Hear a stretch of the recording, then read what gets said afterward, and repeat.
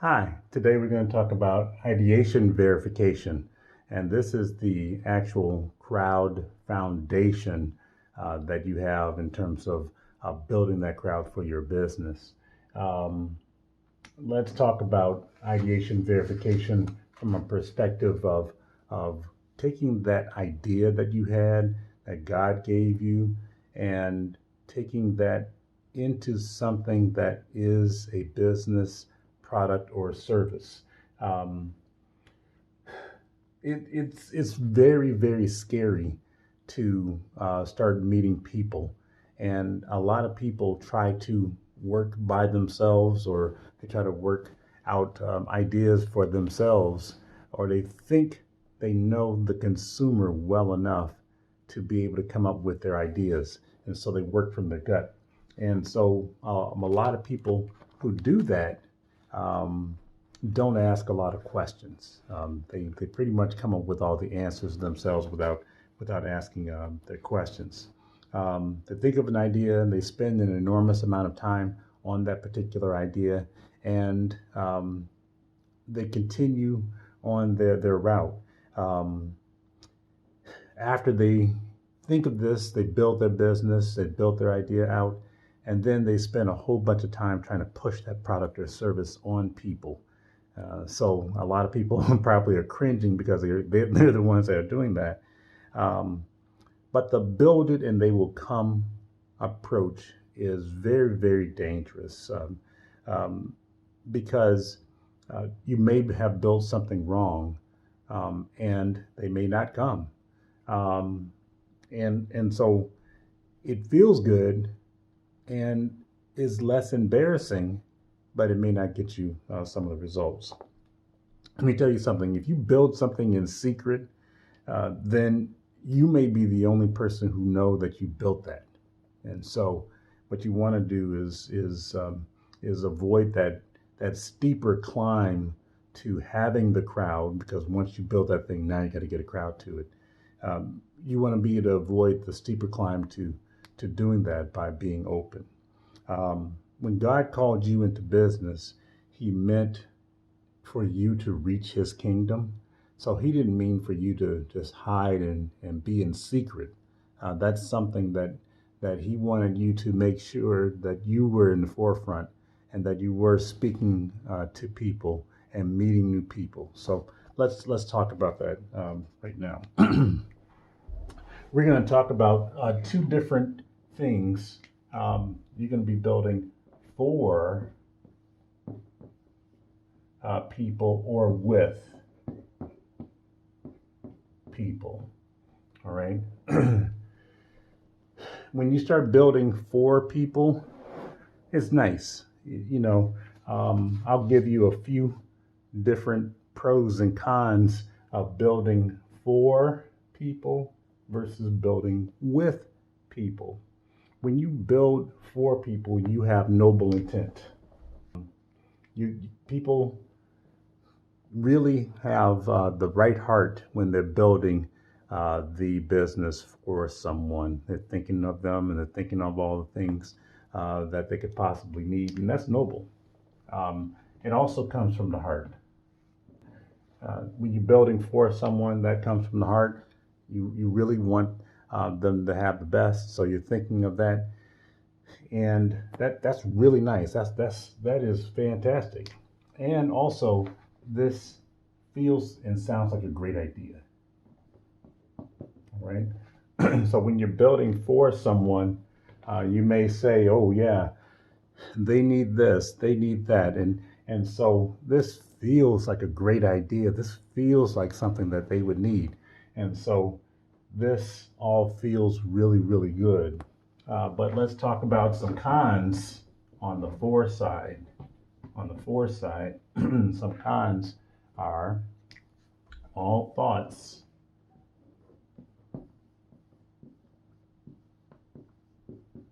center around you. Okay? All thoughts come from you and you alone. And you may not necessarily know what everybody is thinking. And so that is a problem. You also may build a symptom.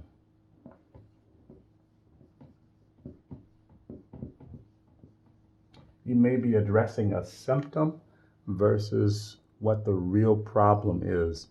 And so, unless you're engaging with your customers, you may be addressing a symptom.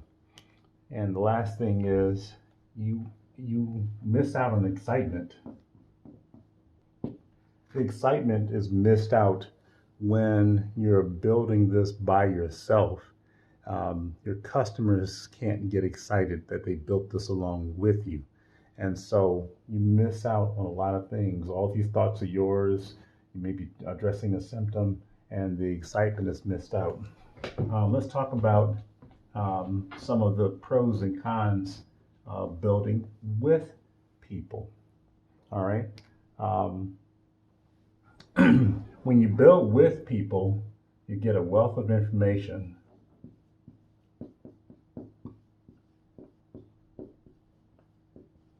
That you didn't get or fully understand at first. And so this information is by asking questions and talking to them. And so you get this wealth of information when you build with your customers. All right. You also get excitement.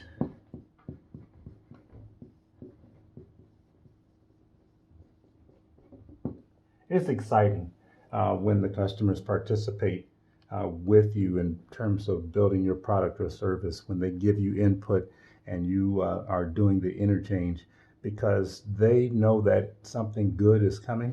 And so they're already excited even before you finish building your product or service. And then you also end up with this residual thing called loyalty. The customers who build with you, you end up with a very loyal customer base. And so that customer base will help you out as you go forward. All right, let's talk about the cons of building with people. All right, you have to be brave. You have to be brave in order to get the feedback that you need. You have to be brave, and you have to be able to speak to strangers. The strangers, I mean, friends and family mean well, but they're going to tell you what they like to hear. Versus strangers will tell you what you really need to hear, and so you have to be brave. Also, you could ask the wrong questions. If you ask the wrong questions, in terms of do you like this or not, that doesn't help you grow your business or make modifications. You don't want answers like I don't like that. You want answers like I would prefer this or I would prefer that. And so you have to ask the right questions to get their preferences out versus do they like it or not. And if you fall into the hole of family and friends, this can be misleading.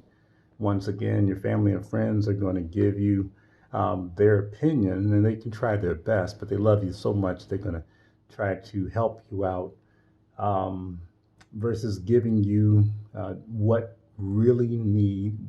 a customer really needs from that perspective to use your business.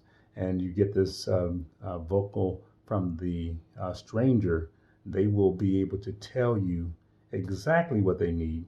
And so some people try to go the family and friends route and do that, and they fall into a hole. All right, let's talk about some foundational things that we have. There's a foundational step. Let me just draw a step. Step foundation number one is feedback from strangers. Feedback from strangers. This is so foundational that you have your product and service in front of strangers so that they can see it, they can touch it, and they can understand it. and they can give you feedback whether it's good, bad, or whatever else. So this is a foundational piece, and you need to speak to real people so that you can get real feedback. So this is foundational step number one. Foundational step number two is revision feedback. All right. After you've gotten the feedback from the strangers, you may have to do some revisions to your product or service. Then you need to put that in front of the same people that you got the feedback from in the first place. And you may need to also put it in front of a new set of people so that you can get another set of feedback in regards to the revision that you've made to that product or service. And then the last piece is provision. Okay, provision feedback. This is the one that everybody likes or is used to. In other words, I've already sold the product or service, and I'm going to ask you if you like that product or service. And so a lot of people start here. They start selling their product or service without getting feedback from strangers, without doing any kind of revision. They just start selling. And so they start providing their product or service. And if you can imagine, the problem is this hill is very steep. This is very steep, all right? And so you're trying to get the customer one step at a time, okay, to get to your service. And what ends up happening is when you don't do these two things, you're trying to get the customer to buy from you right away, and they don't understand your product or service because they had no input. The product or service may need to be revised, and you haven't done that revision. And so this is what is called the gap. This gap is very large for some of you because you haven't verified your idea with your customers. All right, so let's talk about what feedback are we looking for? Okay, what feedback are we looking for? As we discussed, some people have a different business that they're working with. Some of you have gone the business to business route versus the business to consumer route, B2B or B2C. And so the ideas there are different. The problems there are different, and the way that you're going to approach getting the feedback is going to be different. Let's go back to our case study. I know that our case study is with Ideation. She is the person who was making cakes, and she had some just delicious cakes. And so she convinced a business owner from a business to business perspective to be able to sell her cakes and to be able to work together with her. The problem was when she started trying to sell those cakes, she ran into a problem with she didn't have any packaging. She baked everything at home. And so she had to understand some of the things that she needed from that business owner. So what she did was she started talking to the business owner. Kukura couldn't just have her sell her cakes from her house, from her using her kitchen utensils. And so she had to do things a certain way. She had to work in a commercial kitchen. And so he said, okay, first you have to get a certified commercial kitchen to bake your cakes in. That was the first thing. The second thing is you're going to have packaging for each cake slice so that they can be sold separately. And you have to have freshness dates on each one of the packages. So Kukura was helping her in terms of how his business needed her business to provide this particular service.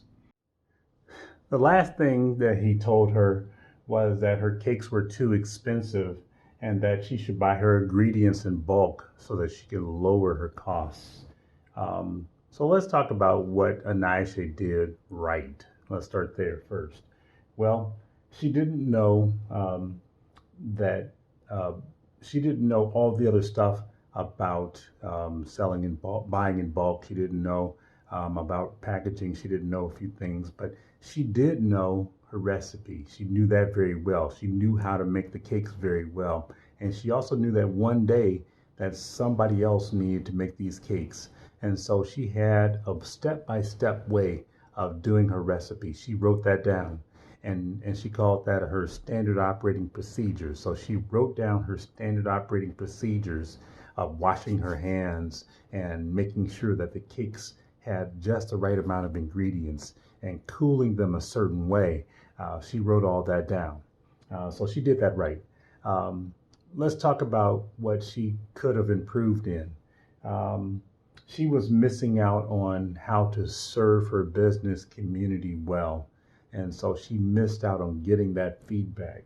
Um, she didn't understand what the client needed.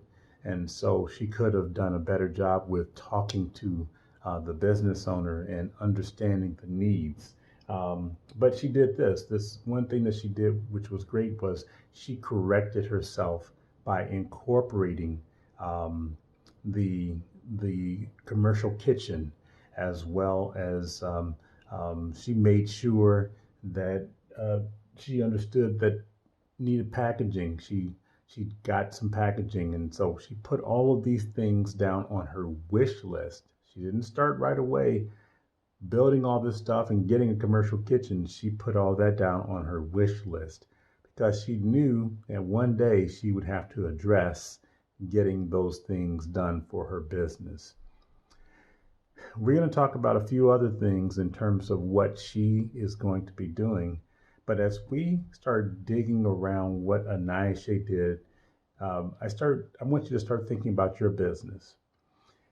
Have you missed some things because you aren't asking the right questions? Why don't you do this? If you can, reach out to me. I'm available. You can ask me some questions, and you can start asking your other business people some questions. If you like this video, why don't you share it and put some comments in the chat. All right? Be well, serve well.